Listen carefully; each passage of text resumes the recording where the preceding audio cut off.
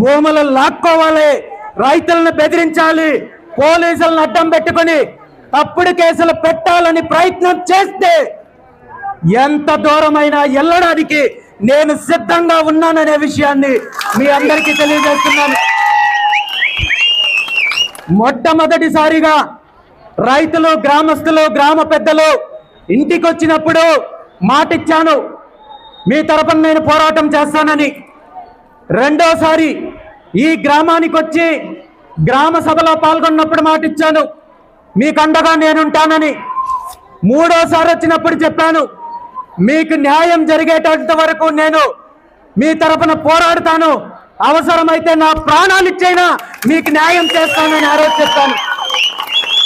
మళ్ళీ ఈరోజు చెప్తున్నాను, ముఖ్యమంత్రి గారు ఆలోచించి సరైన నిర్ణయం తీసుకున్నట్టయితే కరేడు రైతుల సాక్షిగా చెప్తున్నాను, కరేడు రైతులతో కలిసి ఇదే గ్రామంలో, ఇదే సెంటర్లో ఆమరణ నిరాహార దీక్షకు కూర్చోవడానికి నేను సిద్ధంగా ఉన్నాను.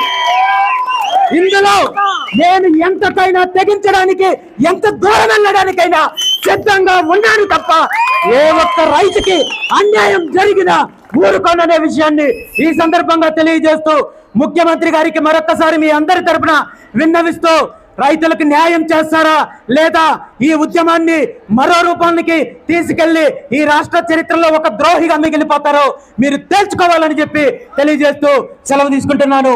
Thank you very much.